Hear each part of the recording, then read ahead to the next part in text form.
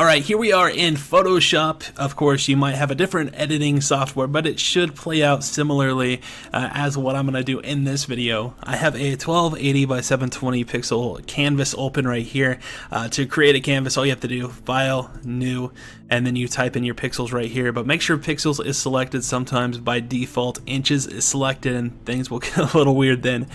So pixels, like I said, 1280 by 720. If you want, you can always change it to 1920 by 1080 if you want to, but I'm going to be doing 1280 by 720. I just have a blank canvas here. This is going to be the canvas for the thumbnail that we're going to be making, and I already have some assets that I just pretty much saved from Google. Google image search, I searched for red arrow, red circle, and also Bigfoot, which is going to be the subject matter of this thumbnail. So starting off, we're going to load up the Bigfoot image here. It's pretty grainy and old, but it's not going to matter for what we're going to do. I'm going to make sure that it is rasterized, that way I can edit it. Typically, my favorite tool in Photoshop is the old Control-T to transform the image, and then once that happens, you have the little squares at the end, which means you can adjust the size. If you hold Shift, you can get a perfect selection. That way it doesn't mess up the resolution too much.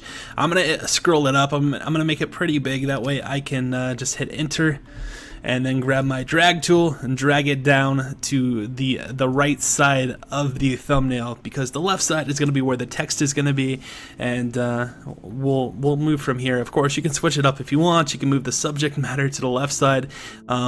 It really doesn't matter too much. The only thing is the length of the video, the little timestamp for the video is going to be in the bottom right, so you kind of want to avoid putting important things there, because the video timestamp will actually get in the way. So here we are. We made our Bigfoot picture, aligned it to the right, and now we're going to bring in the arrow and our circle.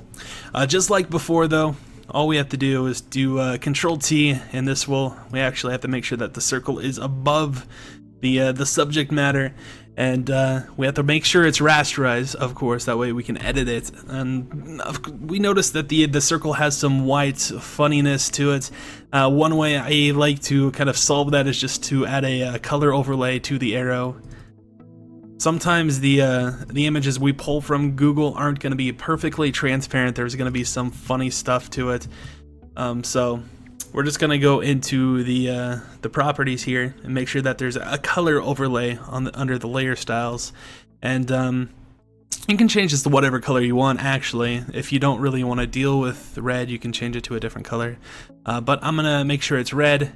Switch it from color to normal. That way, all the white is kind of covered up by the red, and then hit OK. Now, once we do that, we can do Control-T again. This time, since it's a different selection than I actually want for Bigfoot, I'm not going to hold Shift to get the perfect selection. I'm just going to drag it down and try to make it kind of match a Bigfoot here. Of course, you don't want to make it too big, because it might have trouble fitting over what you're trying to highlight. Get it just right.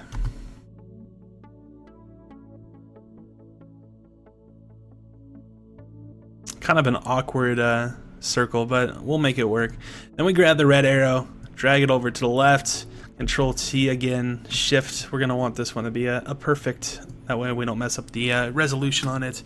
And then just hit enter and drag the arrow, Control-T, hold, and then we want to go to the corner and just rotate it a little bit. Actually, we're actually going to rotate it this way.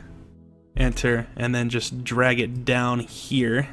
That way we can put the font on the left side. Then we grab the font tool, horizontal type tool. Go ahead and make a selection, and we're just gonna say Bigfoot bound. So I have pretty big text here. I'm gonna want to shrink it a little bit.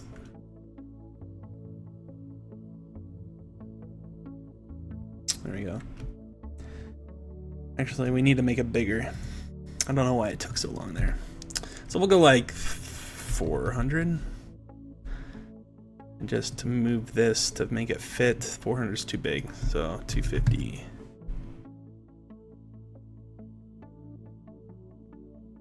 Doesn't look right.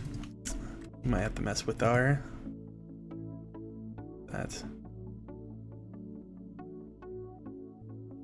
See, it's set at 60. Base is gonna be 0. It must have been set from when I messed with it earlier. I typed big twice. Oops. All right.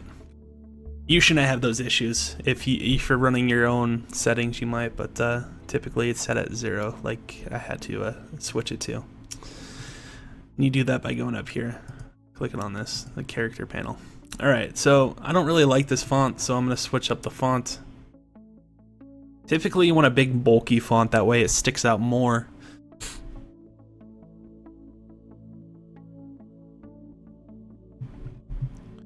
Scroll up a little. One of the big fonts that a lot of people like to use is called Impact, so let's go with Impact.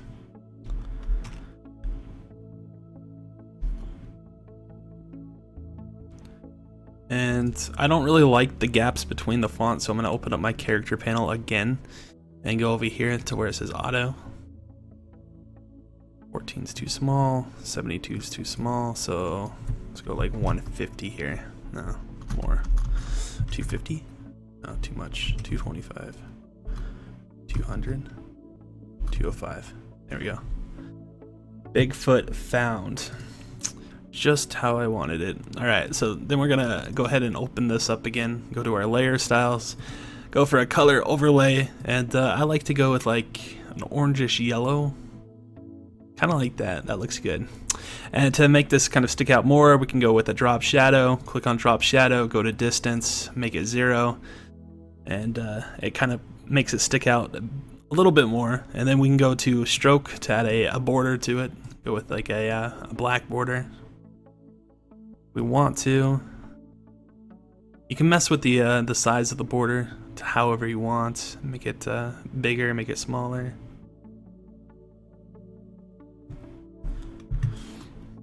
There we go.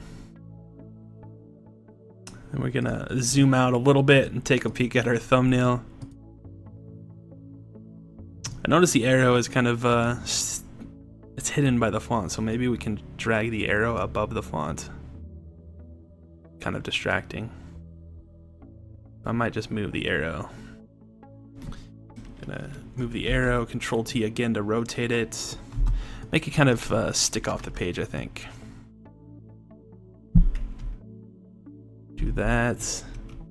We can go to layer, and then we can duplicate the layer and move it up here, rotate it again, and just like that.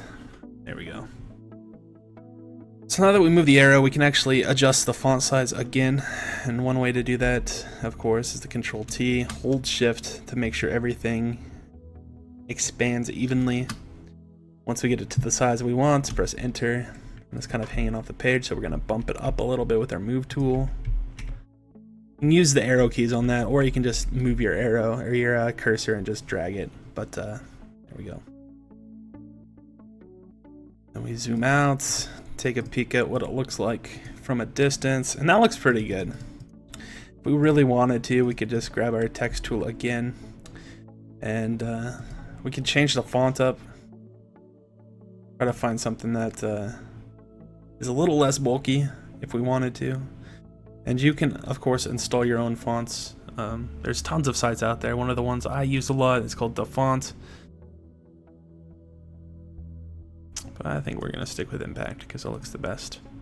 And then if we want to go ahead and add a border to this, I typically just right click. I go to Merge Visible, Control A, Control C, Control V. This copy and paste the background image into a layer of its own.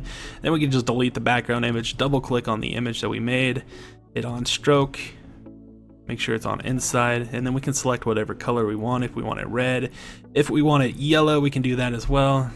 Yellow might be the key here. Adjust the size of it. Actually kind of blending in with the font, so maybe I'll do like an orange. Orange would look good. Or red. anything that's vibrant, that sticks out. The main point, of course, is just to gather attention from people who are watching a video. So there we are. Very simple, straightforward thumbnail. Doesn't really take much work. All it took was a few Google searches to get the arrow and the circle, and of course the subject matter on this thumbnail, which was Bigfoot. You'll probably have your own image for your own thumbnail, and you can do something similar like this. It doesn't take long, just takes practice. So hopefully you guys enjoyed this. Talk to you guys in a bit.